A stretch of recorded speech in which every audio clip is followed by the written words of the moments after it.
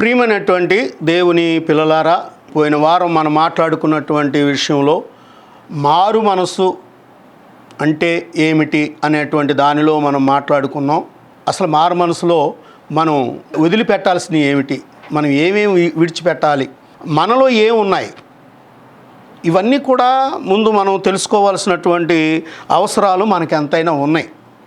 అయితే ఇందులో ప్రధానమైనది ఒకటి ఉంది. ఆ ఒకటి ఏమిటో, అది బాల్య దినాల నుంచే అది మనకు అలవాటు అయిపోతూ ఉంటుంది. బాల్య దినాల నుంచే మన పిల్లలకు కూడా అది నేర్పిస్తూ ఉంటాం. బాల్య దినాల నుంచే అది మనతో పాటు వెన్నంటి నడుస్తూ ఉంటుంది.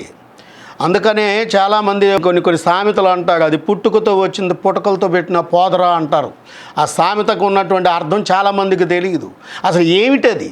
మొట్టమొదటగా మనం జయించాల్సిందేంటి, మొట్టమొదటగా మనం విడిచిపెట్టాల్సిందేంటి, మొట్టమొదటగా దేని నుంచి మనం విడుదల పొందాలి అనేటువంటి విషయాన్ని మనం చూసినట్లయితే దేవుడు ఒక చక్కని విషయాన్ని మనతో మాట్లాడుతున్నాడు. ప్రియ దేవుని పిల్లలారా, ఏమిటా మొదటిది అంటే, మానవ జీవితంలో భయంకరమైనటువంటిది మొట్టమొదటిది అబద్ధం. ఈ యొక్క అబద్ధాన్ని నుంచి మనం విడుదల పొందాలి. అబద్ధంలో నుంచి మనము బయటకు రావాలి. అసలు అబద్ధం అనేది నీ దగ్గర ఉండకూడదు. నీ జీవితంలో ఆ అబద్ధం అనేది ఉన్నది అని అంటే ఇక నువ్వు ఎందుకు పనికిరావని అర్థం.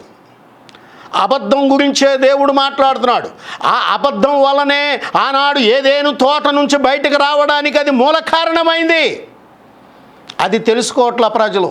ఈరోజు సేవకులే కానీ, విశ్వాసులే కానీ దేవుని మందిరానికి వెళుతున్నాం వస్తున్నాం అనుకుంటున్నారు, కానీ వాళ్ళు ఏం చేస్తున్నారు అని అంటే వాళ్ళు ఖచ్చితంగా అబద్ధాన్నే నమ్ముకొని జీవిస్తూ ఉన్నారు. వాళ్ళు అబద్ధంతోనే ప్రయాణం చేస్తున్నారు. వాళ్ళు అబద్ధాన్నే నమ్ముకుంటున్నారు. నేను ఒకనాడు ఒక పాస్టర్ గారికి ఫోన్ చేశాను, బ్రదర్ ఎక్కడున్నారు అని. పాపం ఆయన అనుకుంటున్నాడు, అయ్యగారు ఎక్కడో ఉన్నాడు కదా. సార్ నేను దారిలో ఉన్నాను అయ్యింది అయ్యగారు, వచ్చేస్తున్నా అంటున్నాడు. నేను ఒక 2 నిమిషాల్లో వాళ్ళ ఇంటికి వెళ్ళి తలుపు కొట్టాను. ఆయనే వచ్చి తలుపు తీశాడు, బ్రదర్ అని అంటున్నాడు. చూడండి, ఇక్కడ అబద్ధము సేవకుణ్ణి సహితము కూడా ఏం చేస్తుందో ఒక్కసారి మనం చూడాలి. నేను ఆ క్షణంలో ఆ విధంగా వెళ్ళాను అని అంటే దేవుడు కూడా అలాగే వస్తాడు. నువ్వు ఊహించని రీతిలో నీ దగ్గరకు వస్తాడు. అప్పుడు అబద్ధం చెప్పి నువ్వు దేవుని దగ్గర మార్కులు కొట్టేయగలవా? అబద్ధాన్ని నువ్వు జయించకపోతే నువ్వు ఏం చేయగలుగుతావు? ఇప్పుడు ఒక్కసారి ఆలోచన వచ్చేయి. అబద్ధమును జయించాలి నీవు. అందుకనే కీర్తన గ్రంథంలో ఒక చక్కని మాట అంటున్నాడు ఆయన. 41వ అధ్యాయము 6వ వచనములో చూస్తే ఆయన అంటాడు, ఒకడు నన్ను చూడవచ్చిన ఎడల వాడు అబద్ధమాడును, వాని హృదయము పాపమును పోగు చేసుకుంటుంది అన్నాడు. అసలు ఏంటండి, అబద్ధం మాట్లాడితే పాపం పోగు అయిపోయినట్టేనా అని నువ్వు అనుకోవచ్చు. ఆ అబద్ధం వలననే పాపం మనలో ప్రారంభమవుతుంది. ఆ అబద్ధం వలనే పాపము విస్తరిస్తుంది. అబద్ధము సకలమైనటువంటి అనర్థాలకు కారణముగా మారుతుంది. అబద్ధము బాల్య దినాల్లోనే మన పిల్లల ఇంట్లో ఉంటారు. మనం ఎవరికైనా అప్పులు ఉన్నాం, అయ్యో వాళ్ళు వచ్చారు, లోపల ఉన్నటువంటి యజమానుడు అంటాడు, కొడుకుతో అంటాడు, నాన్న నేను లేనని చెప్పు అంటే పిల్లలకి ఏమి నేర్పిస్తున్నావు నువ్వు? అబద్ధం నేర్పిస్తున్నావు. తల్లి బయటికి వెళ్తుంది వస్తుంది, తండ్రి వచ్చిన తర్వాత కొడుకుతో అంటుంది, నాన్న అమ్మ ఎక్కడికి వెళ్ళలేదు నాన్న ఇంట్లోనే ఉందని చెప్పరా. ఏం నేర్పిస్తున్నావు తల్లిగా? నీవు అబద్ధాన్ని నేర్పిస్తున్నావు. తండ్రి ఏమి నేర్పిస్తున్నాడు? అబద్ధం నేర్పిస్తున్నాడు. మానవ జాతిలో మొట్టమొదటిగా ఆ యొక్క అబద్ధం అనేటువంటిది ఆ పునాదిని బిడ్డల దగ్గరకుండా నువ్వు నేర్పిస్తూనే వెళుతూ ఉన్నావు. అబద్ధాన్ని నువ్వు తీసేయకపోతే దేవుని యొక్క రాజ్యమునకు నువ్వు చేరలేవు. ప్రియ దేవుని పిల్లలారా, అబద్ధమును నువ్వు మొట్టమొదటిగా నువ్వు జయించాల్సినటువంటి అవసరం ఉన్నది అని దేవుడు ఇక్కడ మాట్లాడుతూ ఉన్నాడు. ఒకసారి మనం బైబిల్ గ్రంథంలో కనుక మనం ఒకసారి పరిశీలన చేస్తే దేవుడు ఇక్కడ ఒక మాట అంటున్నాడు. యోహాను సువార్త 8వ అధ్యాయము 44వ వచనంలో మనం చూసినట్లయితే అక్కడ ఒక చక్కని మాట మాట్లాడుతున్నాడు. ఏమని మాట్లాడాడు దేవుడు? మీరు మీ తండ్రి యగు అపవాది సంబంధులు, మీ తండ్రి దురాశలను నెరవేర్చగోరుచున్నారు. ఆది నుండి వాడు నరహంతకుడై ఉండి సత్యమందు నిలిచిన వాడు కాడు. వాడు యందు సత్యమే లేదు. వాడు అబద్ధమాడునప్పుడెల్లా తన స్వభావమును అనుసరించే మాటలాడును. వాడు అబద్ధికుడును, అబద్ధమునకు జనకుడునై ఉన్నాడు. దేవునికి స్తోత్రం. నేను మారు మనసు పొందానండి, నేను మారు మనసు పొందాను, నేను 40 ఏళ్ళు అవుతుంది, 50 ఏళ్ళు అవుతుంది, ఇదిగోనే 20 ఏళ్ళు అవుతుంది. నువ్వు ఏళ్ళు లెక్కలు పెట్టుకోవడానికి సరిపోతుందేమో కానీ నీలో ఉన్నటువంటి అబద్ధం పోకపోతే నువ్వు దేవుని కుమార్తెవు కుమారుడు కానేరవు. నీ తండ్రి యగు అపవాది సంబంధులే, మీ తండ్రి అపవాదే. అబద్ధం నీలో ఉన్నంత కాలము నువ్వు అపవాది బిడ్డవే కానీ దేవుని బిడ్డవు కానేరవు అని దేవుడు మాట్లాడుతున్నాడు. అబద్ధాన్ని జయించగలవా? ఆ అబద్ధాన్ని జయించే ధైర్యం నీకుందా? ఆ దమ్ము నీకుందా? ప్రియమైనటువంటి క్రైస్తవుడా, ఒక్కసారి ఆలోచన చేసుకో. నేను క్రీస్తును కలిగి ఉంటున్నాను అనుకుంటున్నావు. నీవు క్రీస్తును కలిగి ఉంటే ఆ యేసు ప్రభువే ఆనాడు ఆయన మనిషి కుమారుడుగా భూమి మీద ఉన్నప్పుడే ఆయన అంటున్నాడు, వాడు అబద్ధికుడును, అబద్ధమునకు జనకుడనే ఉన్నాడు. మీరు వాడి పిల్లలు మీరు అంటున్నాడు ఆయన. ఎందుకంటే మనము నిద్ర లెగిసిన దగ్గర నుంచి కూడా మనం అబద్ధాలతోనే మనం స్టార్ట్ చేస్తున్నాం. నేను మారు మనసు పొందానంటే నీళ్ళల్లో మునిగొస్తాం అనుకుంటున్నావు. నేను మారు మనసు పొందానంటే బైబిల్ తీసుకుని గుడికి వెళ్ళడమే అనుకుంటున్నావు. నేను మారు మనసు పొందానంటే పాటల పుస్తకం తీసుకొని బ్రహ్మాండంగా నేను పాటలు పాడటమే అనుకుంటున్నావు. మారు మనసు అంటే నేను గొప్పగా సాక్ష్యం చెప్పేస్తున్నాను అనుకుంటున్నావు. మారు మనసు అని అంటే పాస్టర్ గారు లేనప్పుడు నేను బైబిల్ తీసుకొని వాక్యం చెప్పేస్తున్నాను అనుకుంటున్నావు. మారు మనసు అంటే అది కాదు. మొట్టమొదటిది నీలో ఉన్నటువంటి ఆ అబద్ధాన్ని నువ్వు తొలగించాలి, ఆ అబద్ధాన్ని నువ్వు జయించాలి. జయ జీవితం నీకు కావాలి అని అంటే నువ్వు అబద్ధాన్ని జయించాలి. ప్రియ దేవుని పిల్లలారా, మారు మనసు అంటే ఏమనుకుంటున్నావు నీవు? ఆ యొక్క అబద్ధాన్ని నువ్వు ఎంతగా నువ్వు పెంచి పోషిస్తున్నావో అది సర్పము వలె నిన్ను కాటు వేస్తుంది. పాపము పోగు చేసుకుంటున్నాడు అని అన్నాడు ఆయన దావీదు. పాపం ఎలా పోగవుతుంది? అబద్ధం వల్ల పాపం పోగవుతూ ఉంది. అబద్ధం వలననే పాపము పోగవుతూ ఉంది. ఆ యొక్క పాపాన్ని నువ్వు ఏ విధముగా జయించగలవు? అందుకనే మనం చూసినట్లయితే ప్రియ దేవుని పిల్లలారా, సామెతల గ్రంథంలో మరొక మాట నేను మీకు చూపించాలని ఆశపడుతూ ఉన్నాను. ప్రియ దేవుని పిల్లలారా, చూడండి, సామెతల గ్రంథములో మనం చూసినట్లయితే సామెతల గ్రంథము 26వ అధ్యాయము 24వ వచనములో నుండి కొన్ని మాటలు మనం చూద్దాము. పగవాడు పెదవులతో మాయలు చేసి అంతరంగములో కపటమును దాచుకొనును. వాడు దయగా మాట్లాడినప్పుడు వాని మాటలు నమ్మకము. నువ్వు నమ్మొద్దు. నువ్వు ఇక్కడ ఈ యొక్క అబద్ధము అనేటువంటి విషయంలో మనం జాగ్రత్తగా పరిశీలన చేస్తే, పగవాడు పెదవులతో మాయలు చేసి అంతరంగములో కపటము దాచుకొని అబద్ధాన్ని దాచుకుంటున్నాడు అంటాడు. అసలు వాడి జీవితమే అబద్ధం, వాడి ఫేసే అబద్ధం, వాడి మాటే అబద్ధం, వాని యొక్క విధానమే అబద్ధం. ప్రియ దేవుని పిల్లలారా, ఇంత అబద్ధాన్ని నువ్వు పెట్టుకొని పెదవులతో మాయలు చేస్తూ అంతరంగంలో కపటాన్ని దాచుకొని దయగా మాట్లాడినప్పుడు వాడి మాటలు నమ్మకము అంటున్నాడు. నమ్మాల్సినటువంటి అవసరం లేదండి. అందుకనే ఈ యొక్క కపటము అనే దాన్ని లోపల పెట్టుకుంటున్నావు. నువ్వు ఆ పెదవులతో మాయలు చేస్తున్నావు అంటే నువ్వు ఏం మాట్లాడుతున్నావు? యథార్థం మాట్లాడటం లేదు. పెదవులతో మాట్లాడు ప్రతి మాట అబద్ధమే. అబద్ధానికే నువ్వు ప్రాధాన్యత ఇస్తున్నావు. అబద్ధమే నా జీవితం అనుకుంటున్నావు. అబద్ధమే నా యొక్క జీవిత లక్ష్యం అనుకుంటున్నావు. అప్పటికి నేను దప్పుకున్నానులే అనుకుంటున్నావు. అప్పటికి నా యొక్క పని అయిపోయిందిలే అనుకుంటున్నావు. అప్పటికి నా జీవితంలో నేను ఏదో సాధించాను అనుకుంటున్నావు. ఇది ఏది కాదు. దేవునికి స్తోత్రము కలుగునుగాక. హల్లెలూయా. ప్రియమైనటువంటి దేవుని పిల్లలారా, మనము జాగ్రత్తగా చూసినట్లయితే మరొక మాటను కూడా నేను మీకు తెలియజేయాలని ఆశపడుతూ ఉన్నాను. ప్రియ దేవుని పిల్లలారా, కీర్తన గ్రంథము 62వ అధ్యాయము 4వ వచనాన్ని మనం చూసినట్లయితే ఇక్కడ ఒక మాట అంటున్నాడు. అతని ఔన్నత్యము నుండి అతనిని పడద్రోయుటకే వారు ఆలోచించుదురు. అబద్ధమాడుట వారికి సంతోషము. వారు తమ నోటితో శుభవచనములు పలుకుచు అంతరంగములో దూషించుదురు. అబద్ధంలో కూడా ఇంకొక అద్భుతమైనది వచ్చింది. అది ఇంకొంచెం డెవలప్ అవుతుంది. ఆ డెవలప్ అయింది ఏం చేస్తుంది అని అంటే, అతని యొక్క ఔన్నత్యము నుండి అతని పడద్రోయుటకే వారు తమ నోటితో శుభవచనములు పలుకుచు అంతరంగములో దూషిస్తున్నాడంట. అంటే మనల్ని శుభవచనాలు పలుకుతున్నాము అంటే అంతరంగంలో మనం తిట్టుకుంటూ ఆ పెదవులతో మాయ చేసి వాళ్ళతో మంచి మాటలు చెబుతున్నాము అంటున్నాడు. అబద్ధం ఆడుట వాళ్ళకి సంతోషము. వారు తమ నోటితో శుభవచనములు పలుకుచు అంతరంగములో దూషిస్తున్నారు. ఏమిటండి ఇది? ఏమిటి జీవితం? ఇంత అబద్ధాన్ని నీలో పెట్టుకొని నేనేదో గొప్పవాడిని, నేను గొప్పదాన్ని, నేను ఇన్ని సంవత్సరాలు మారు మనసు పొందాను, ఇన్ని సంవత్సరాలు జీవిస్తున్నాను అని నీకు నువ్వే అనుకుంటున్నావు. ఇది నేరం కాదా? దేవుడు అడిగినప్పుడు నువ్వేం సమాధానం చెప్తావు? దేవుడు అడిగినప్పుడు నువ్వు ఏ సమాధానం చెప్తావు? ఎంతవరకు నువ్వు దానిని గురించి ఆలోచన చేస్తావు? ఒక్కసారి ఆలోచించు. నీవు ఈ యొక్క అబద్ధంలో నుంచి నువ్వు విడుదల పొందాలి. అందుకనే మనం చూసినట్లయితే మరొక విషయాన్ని దేవుడు అంటున్నాడు. ఎఫెసీయులకు రాసినటువంటి పత్రికలో ఓ చక్కని మాటను దేవుడు మనతో మాట్లాడుతున్నాడు. ప్రియా దేవుని పిల్లలారా, 4వ అధ్యాయము 25వ వచనములో నుండి కొన్ని మాటలు మనం చూసినట్లయితే, మనము ఒకరికొకరము అవయవములై ఉన్నాము గనుక మీరు అబద్ధమాడుట మాని ప్రతి వాడును తన పొరుగు వానితో సత్యమే మాట్లాడవలెను. ఇక్కడ న్యూ టెస్టిమెంట్లో ఎఫెసీయులకు రాస్తున్నటువంటి ఆ యొక్క పౌలు గారు ఈ విధంగా అంటున్నాడు.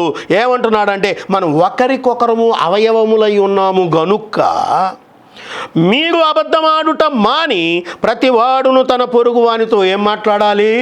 సత్యమే మాట్లాడాలి. నీ నోట సత్యమే లేదు. నేను బాప్తిసం తీసుకొని దేవుని బిడ్డగా ఉన్నాను, నేను బల్లలో చేయి పెడుతున్నాను, నేను బల్ల తీసుకుంటున్నాను కాబట్టి, నేను దశంభాగాలు ఇస్తున్నాను కాబట్టి, దేవుడికి నేను కానుకలు ఇస్తున్నాను కాబట్టి, నేను దేవుడికి ఏదేదో చేసేస్తున్నాను కాబట్టి, నా ఉదార స్వభావం కాబట్టి, అబద్ధాలతో నువ్వు కట్టుకునే నీ పేక మేడలన్నీ కూలిపోతాయి. నీవు ఎలా ఉంటావో తెలుసా? ఈ యొక్క అబద్ధం యొక్క జీవితం ఎలా ఉంటుందో తెలుసా? యెషయా గ్రంథములో మనం చూసినట్లయితే ఒక అద్భుతమైనటువంటి మాటను మనం అక్కడ చూస్తున్నాం. ప్రియ దేవుని పిల్లలారా, ఆ యెషయా గ్రంథములో మనం చూస్తే ఆయన 30వ అధ్యాయము 13వ వచనంలో ఒక మాట అంటున్నాడు. ఏమంటున్నాడో తెలుసా? ఈ దోషము మీకు ఎత్తైన గోడ నుండి జోగి పడబోచున్న గోడ అండవలే అగును, అది ఒక్క క్షణములోనే హఠాత్తుగా పడిపోవును. దేవునికి స్తోత్ర. ఈ అబద్ధం అనేటువంటి కోటను కట్టుకుంటే ఆ కోట ఏమవుతుందో తెలుసా? జోగి పడబోచున్నటువంటి గోడ అండలా పడిపోతావు నువ్వు. నీ సౌధం కూలిపోతుంది. ఇక నువ్వెందుకు పనికిరావు. ఆ యొక్క ఆస్తిపాస్తులు కూడా నీ పిల్లలు అనుభవించరు. ఎందుకంటే లోకంలో సామెత ఉంటుంది ఏంటంటే, రాజుల సొమ్ము రాళ్ల పాలు అంటారు. నీ యొక్క అబద్ధాలతో కట్టింది అలాగే మళ్ళీ రాళ్లలో కలిసిపోవాల్సిందే, కానీ నీ పిల్లలు దానిని అనుభవించరు. అబద్ధాలతో ఏం సాధిద్దాం అనుకుంటున్నావు? అబద్ధాలతో నీ జీవితాన్ని ఏ విధంగా బాగు చేసుకుందాం అనుకుంటున్నావు? యథార్థముగానే ప్రవర్తించాలి. మనము యథార్థమైన జీవితం కలిగి ఉండాలని దేవుడు మాట్లాడుతున్నాడు. యథార్థమైన జీవితం నీలో ఉందా? దేవుడు నిన్ను అడుగుతున్నాడు. దానికి నువ్వు సమాధానం చెప్పాలి. ఇప్పుడు అబద్ధాన్ని నువ్వు విడిచిపెట్టాలి. అబద్ధం మనకు మంచిది కాదు. ఆ యొక్క అబద్ధము ఏ మాత్రము కూడా అది మనకు ఉపయోగకరమైనది కాదు అని దేవుడు మాట్లాడుతున్నాడు. ప్రియ దేవుని పిల్లలారా, అట్టి అబద్ధమైనటువంటి ఆ యొక్క జీవితంలో నువ్వు ఎందుకు బ్రతుకుతున్నావు అని దేవుడు మాట్లాడుతున్నాడు. దేవునికి స్తోత్రము కలుగునుగాక. హల్లెలూయా. చూడండి, ఇంకా మనం చూస్తే రోమీయులకు రాసినటువంటి పత్రికలో, అంటే రోమా దేశానికి రాస్తున్నాడు. ఆ రోమీయులకు రాసినటువంటి ఆ పత్రికలో అపోస్తలుడైన పౌలు గారు మరొక మాట మాట్లాడుతున్నాడు. ఏమో అని అంటే, వేరొక నియమము నా అవయవములో ఉన్నట్టు నాకు కనబడుచున్నది. దేవునికి స్తోత్రం. వేరొక నియమము నా యొక్క అవయవములో ఉన్నట్టు నాకు కనబడుచున్నది. అది నా మనసునందున్న ధర్మశాస్త్రముతో పోరాడుచు నా అవయవములోనున్న పాప నియమమునకు నన్ను చెడపట్టి లోపరుచుచున్నది. అదే అయ్యో, నేనంతటి దౌర్భాగ్యుడను, ఇట్టి మరణమునకు లోనగు శరీరము నుండి నన్ను ఎవడు విడిపించును? ఎంత బాధపడుతున్నాడో చూడండి. నీ అవయవాల్లో పేరుకుపోయి ఉన్నది ఆ యొక్క అబద్ధం. అబద్ధాన్ని జయించాలి నువ్వు. మొట్టమొదటి పాపం అదే. మొట్టమొదటిగా అనేక పాపములను నీకు పోగు చేసేది అబద్ధమే. అబద్ధమును జయించాలి. మారు మనసు అంటే నీళ్ళల్లో మునిగాను, నేను యువతలకు వచ్చేసాను, ఇంకా అంతా అయిపోయింది అనుకుంటున్నావు నీవు. సంవత్సరం ఇదిగో నేను పుట్టినరోజు జరుపుకుంటున్నాను, నేను పలానా రోజు బాప్తిసం తీసుకున్నాను, మీటింగ్లు పెట్టుకుంటున్నావు, నువ్వు అనేక మందికి పలహారాలు పంచుతున్నావు. ఉపయోగం ఏంటండి? అబద్ధాన్ని నువ్వు జయించలేనప్పుడు నువ్వు ఎంత చేసినా దానివల్ల ఉపయోగం ఉందా? దానివల్ల ఏమాత్రమైనా నువ్వు పరలోక రాజ్యానికి చేరగలవా? ఒక్కసారి మనం ఆలోచన చేస్తే ప్రియ దేవుని పిల్లలారా, దేవుడు మాట్లాడుతున్నటువంటి మాట మత్తయి సువార్తలో మరొక మాట చూపిస్తాను చూడండి మీకు. మత్తయి సువార్త 12వ అధ్యాయము 34వ వచనములో నుండి ఒక మాటను మనము చూడాల్సినటువంటి వారమై ఉన్నాము. 34వ వచనములో అంటున్నాడు, సర్ప సంతానమా, మీరు చెడ్డవారై ఉండి ఎలాగో మంచి మాటలు పలుకగలరు. హృదయమందు నిండి ఉండు దానిని బట్టి నోరు మాట్లాడును కదా. సజ్జనుడు తన మంచి ధననిధిలో నుండి సద్విషయములను తెచ్చును, దుర్జనుడు తన చెడ్డ ధననిధిలో నుండి దుర్విషయములను తెచ్చును. నేను మీతో చెప్పున్నదేమనగా, మనుషులు పలుకు ప్రతి వ్యర్థమైనటువంటి ప్రతి మాటను గూర్చియు విమర్శ దినమున లెక్క ఒప్పజెప్పవలసినటువంటి వారై ఉన్నారు. నీ మాటను బట్టి నీవు నీతిమంతుడు వనియు తీర్పు నొందుదువు, నీ మాటను బట్టి అపరాధివని తీర్పు నొందుదువు అంటున్నావు. ఈ నీ మాటలోనే ఉంది, అబద్ధమే నీ జీవితం అని నువ్వు అనుకొని ఉంటే. అందుకని అన్నాడు, అబద్ధంతో ఉండేటువంటి ప్రతి ఒక్క విశ్వాసిని కానీ, ప్రతి ఒక్క పాస్టర్ని కానీ, వాళ్ళు ఎవరైనా కానివ్వండి, నేను రెవరెండునో 62నో 32నో 52నో ఎవడైనా కానీ, వాడు ఎవడైనా అబద్ధాన్ని నమ్ముకొని ఉన్నాడు, అబద్ధంతోనే జీవిస్తున్నాడు అని అంటే విశ్వాసికి సేవకుడికి ఏమీ తేడా లేదు, అందరూ సమానమే దేవుని దృష్టిలో. అబద్ధము కలిగిన ప్రతి వాడిని గురించి అంటున్నాడు, సర్ప సంతానమా అన్నాడు. ఏ సంతానం అంట? సర్ప సంతానమా అంటే నువ్వు వాడికి పుట్టావురా, నువ్వు వాడి మనిషివే, నువ్వు నా మనిషివి ఇంకా కాలేదు. దేవుడు మాట్లాడుతున్నాడు, సర్ప సంతానమా, మీరు చెడ్డవారై ఉండి ఎలాగో మంచి మాటలు. మన నోట్లోంచి మంచి మాటలు ఎలాగొస్తాయి? అసలు మన జీవితమే చెడు కదా. నీకు మంచి మాటలు రమ్మంటే ఎక్కడి నుంచి వస్తాయి? మంచి మాటలు నీకు రావట్లేదు. హృదయమందు నిండి ఉండు దానిని బట్టి నోరు మాటలాడును కదా. నీ హృదయం అంతా అబద్ధంతో నింపి ఉంటే నోట్లో నుంచి మంచి మాటలు ఎలా వస్తాయి నీకు? అది కూడా రాదు అని దేవుడు మనతో మాట్లాడుతున్నాడు. సజ్జనుడు తన మంచి ధననిధిలో నుండి సద్విషయములను తెచ్చును, దుర్జనుడు తన చెడ్డ ధననిధిలో నుండి దుర్విషయాలను తీసుకొస్తున్నాడు. నీవు దుర్జనుడిగా ఉన్నావు దేవుని దృష్టిలో. నీ యొక్క చెడ్డ ధననిధిలో నుండి చెడ్డ విషయాలే బయటకు తీసుకొస్తున్నావు, మంచి విషయాలు నీ దగ్గర లేవు కదా. ఇంకా ఏమిటండి నేను మారు మనసు పొందాను అంటున్నావు? మారు మనసుకు అర్థం తెలుసుకో ప్రియ దేవుని పిల్లలారా. నీలో ఉన్నది మొట్టమొదటిది భయంకరమైనది, పెద్దది, పాపమును పోగు చేసేది అబద్ధం. దాన్ని నువ్వు జయించాలి, అది గుర్తుపెట్టుకో. అందుకనే దేవుడు అంటున్నాడు, నేను మీతో చెప్పేది ఏమిటంటే, మనుషులు పలుకు వ్యర్థమైన ప్రతి మాటను గూర్చి విమర్శ దినమున లెక్క చెప్పవలసి ఉండును. దేవునికి లెక్క చెప్పాలి. ఎలా చెబుతావు మరి? అక్కడికి వెళ్ళి, అయ్యా నేను మనిషిని కదయ్యా, నేను ఏదో ఆడేశానయ్యా అంటే ఒప్పుకుంటాడా దేవుడు? నిన్ను అందుకే కదా మారు మనసు పొందమంది, అందుకే కదా నువ్వు సమస్తాన్ని విడిచిపెట్టమంది. నువ్వు అవన్నీ విడిచిపెట్టకుండా, నువ్వు మారు మనసు పొందకుండా బైబిల్ చేత్తో పట్టుకొని ఒక వేషధారిలా నువ్వు తిరుగుతున్నావు. ఓరే వేషగాడా అంటాడు దేవుడు. ఒరే వేషగాడా అంటాడు దేవుడు. వేషధారులు నా రాజ్యమునకు వారసులు కాదు అంటాడు ఆయన. అందుకని ఒక మాట అంటున్నాడు, వ్యభిచారినైనా నేను క్షమిస్తాను కానీ వేషధారిని నేను క్షమించను అన్నాడు. దేవుని దగ్గర క్షమాపణ కూడా దొరకదు కదా ఈ అబద్ధాన్ని జయించకపోతే. దేవునికి స్తోత్రము కలుగునుగాక. హల్లెలూయా. ఓ ప్రియమైనటువంటి దేవుని పిల్లలారా, ఇంకా తెలుసుకోవాలని ఉందా? చూడండి, ఇక్కడ యెషయా గ్రంథము 28వ అధ్యాయంలోకి వద్దాం ఒకసారి. 15వ వచనములో అంటున్నాడు, ఇలాంటి మనుషులు అంట వీళ్ళ దగ్గరికి వస్తే అంటారంట, ఏమంటారో తెలుసా? దేవుడితోనే మాట్లాడుతున్నారు వాళ్ళు. ఏమని మాట్లాడుతున్నారు? మేము మరణముతో నిబంధన చేసుకున్నాము, పాతాళముతో మేము ఏకమయ్యాము, ఉపద్రవము ప్రవాహము వలె వడిగా దాటునప్పుడు అది మా యొద్దకు రాదు, అబద్ధములను మాకు ఆశ్రయముగా చేసుకొంటిమి, మాయ కింద దాగి ఉన్నాము అని మీరు చెప్పుకొనుచున్నారే.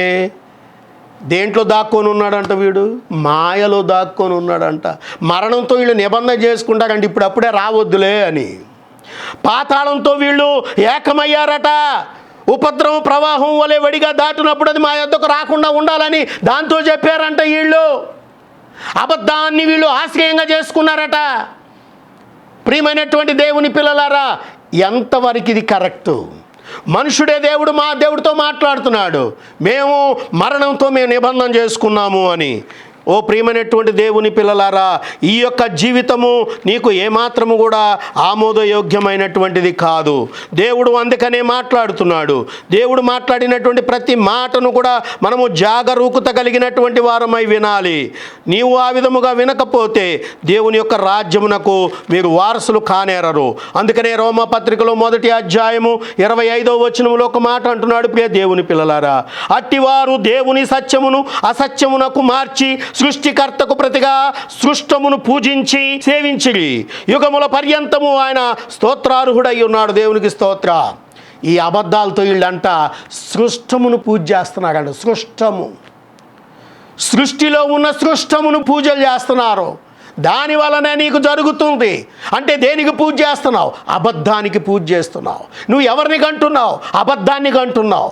నువ్వు ఎవరితో సావాసం చేస్తున్నావు? అబద్ధంతో సావాసం చేస్తున్నావు. నువ్వు ఏం భోంచేస్తున్నావు? అబద్ధాన్ని భోంచేస్తున్నావు. నువ్వు ఎక్కడ పడుకుంటున్నావు? అబద్ధంతో పండుకుంటున్నావు. అసలు నీ జీవితమే సమస్తమైన అబద్ధాల మయమని దేవుడు మాట్లాడుతున్నాడు. దేవునికి స్తోత్రము కలుగునుగాక. హల్లెలూయా. అందుకనే ప్రియమైనటువంటి దేవుని పిల్లలారా, మరొక మాటను నేను మీకు తెలియజేయాలని ఆశపడుతూ ఉన్నాను. చూడండి, యాకోబు పత్రిక 3వ అధ్యాయం 2వ వచనములో నుంచి మనం చూసినట్లయితే ఇక్కడ ఒక మాట అంటున్నాడు. ఏమంటున్నాడు దేవుడు? గుర్రములు మనకు లోబడుటకై నోటికి కళ్ళెము పెట్టి వాటి శరీరమంతయు త్రిప్పుదుము కదా, ఓడలను కూడా చూడుడి, అవి ఎంతో గొప్పవై పెనుగాలికి కొట్టుకొని పోబడినను ఓడ నడుపు వాని ఉద్దేశము చొప్పున మిక్కిలి చిన్నదగు చుక్కాని చేత త్రిప్పబడును. అలాగుననే నాలుక కూడా చిన్న అవయవమైనను బహుగా అదిరిపడును. ఎంత కొంచెము నిప్పు ఎంత విస్తారమైన అడవిని తగలబెట్టును. నాలుక అగ్నియే. నాలుక మన అవయవములో ఉంచబడిన పాప ప్రపంచమై సర్వ శరీరమునకు మాలిన్యము కలుగజేయుచు జనచక్రమునకు చిచ్చు పెట్టును. అది నరకము చేత చిచ్చు పెట్టబడును. దేవునికి స్తోత్ర. ఎంతటి భయంకరమండి ఇది. అంత పెద్ద ఓడ, భయంకరమైన తుఫాను వచ్చినప్పటికీ కూడా చిన్న చుక్కాని చేత ఓడ నడుపు వాని ఉద్దేశము చొప్పున నడుస్తుందంట. ఈ నాలుకను నువ్వు అదుపు చేసుకొని నీ ప్రకారంగా అది నడవడానికి నీ వల్ల కావడం లేదు. ఎందుకంటే ఆ నాలుకే పెద్ద అబద్ధం అయి ఉన్నది. ఆ నాలుకగే ఆ చిన్నతనం నుంచి దానికి బాగా అభ్యాసం చేసావు నీవు. చిన్నపిల్లలు పుట్టినప్పుడు కొంతమంది అంటారు, మీ అబ్బాయికి వజబోసావా మాటలు రావడానికి అంటారు. నీవైతే నీ నాలుక వజబోసావు. ఏ వజబోసావో తెలుసా? అబద్ధమనే వజబోసావు. నీవు బాగా దాన్ని సాధన చేసావు. అందుకని ఆ నాలుక ఏమాత్రము కూడా తడబడకుండా అది ఇష్టం వచ్చినట్లుగా జనసంచారానికి నిప్పు పెడుతుందంట. జనచక్రమునకు చిచ్చు పెట్టును. ఎంతటి భయంకరమండి. ప్రియమైనటువంటి దేవుని పిల్లలారా, ఒక్కసారి ఆలోచన చేయండి. మరొక మాట చూపిస్తాను చూడండి. మత్తయి సువార్తలో 5వ అధ్యాయము 37వ వచనాన్ని ఒక్కసారి మనం చూద్దాం. ఇక్కడ అంటున్నాడు, 5వ అధ్యాయం మత్తయి సువార్త 37వ వచనములో దేవుడు మాట్లాడుతున్నాడు. ఏమంటున్నాడో తెలుసా? మీ మాట అవునంటే అవును, కాదంటే కాదు అని ఉండవలెను. వీటిని మించున్నది దుష్టును నుండి పుట్టున్నది. యేసు ప్రభు స్వయంగా చెప్పిన మాట.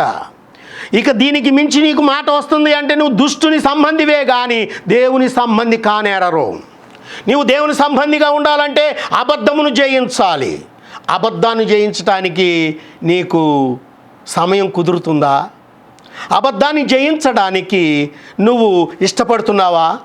అబద్ధాన్ని జయించితే మారు మనసులో ఒక మెట్టెక్కినట్టే నువ్వు. దేవునికి స్తోత్రం కలుగును గాక. అంటే ఎన్ని మెట్లు ఎక్కాలో తెలుసండి? మనం 9 మెట్లు ఎక్కాలి. అంటే 9 మెట్లు ఒక్కొక్కటి విడిచిపెట్టుకుంటా నువ్వు ఎక్కుతూ ఉంటేనే పరలోకానికి వెళ్తావు నువ్వు. అబద్ధం అనే మొదటి మెట్టును విడిచిపెట్టాలి నువ్వు. దేవునికి స్తోత్రము కలుగును గాక. హల్లెలూయా. మారు మనసు గురించి చెప్పాలి అని అంటే 9 మెట్లు ఉన్నాయి. ఒక్కొక్కటిగా నువ్వు విడిచిపెట్టడానికి సిద్ధంగా ఉన్నావా? ఈ 9లో మొదటిది అబద్ధం. ఎంత భయంకరమైందో చూసారా ప్రియ దేవుని పిల్లలారా? నేను మారు మనసు పొందాను, నేను దేవుని పెట్టినని చెప్పుకుంటున్నావు. నా ప్రార్థన ఫలించట్లేదు అనుకుంటున్నావు. నేను పరలోక రాజ్యానికి వెళ్తాను అని నువ్వు నిర్ణయం చేసుకుంటున్నావు. కానీ దేవుడు నిన్ను తీసుకెళ్తాడని గ్యారంటీ ఉందా? అదే ముందు మనం తెలుసుకోవాలి. దేవునికి స్తోత్రము కలుగునుగాక. హల్లెలూయా, హల్లెలూయా.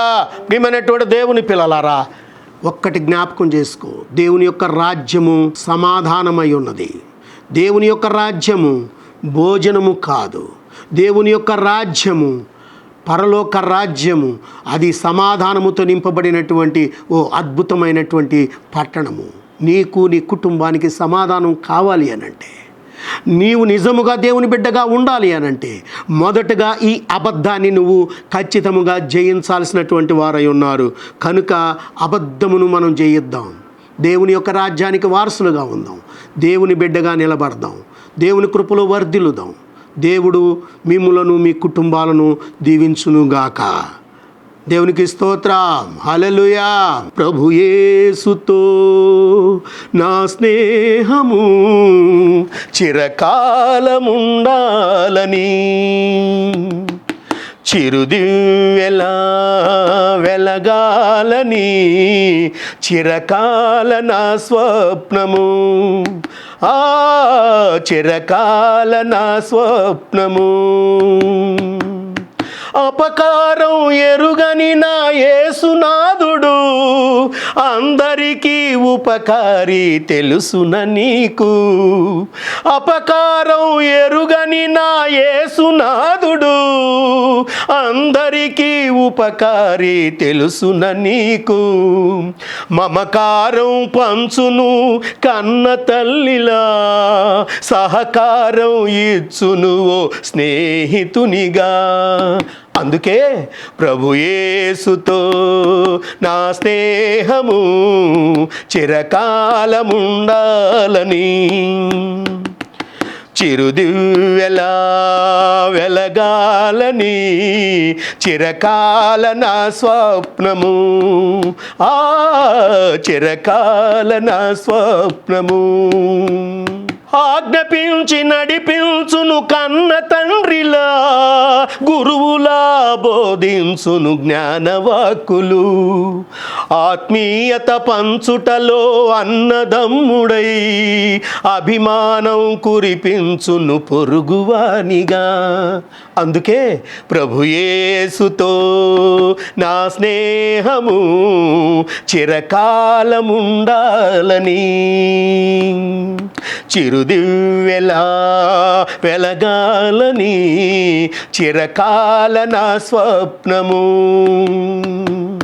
దుష్టుని పరిపాలనలో మగ్గుతున్న నన్ను చూసి పాలింపగ దిగి వచ్చెను మహారాజుగా. దుష్టుని పరిపాలనలో మగ్గుతున్న నన్ను చూసి పాలింపగ దిగి వచ్చెను మహారాజుగా. ఆ దుష్టుని తంత్రములను ఎరిగిన ఆ ప్రియసుతుడు బలియాగమె తానై నన్ను రక్షించిన రక్షకుడు.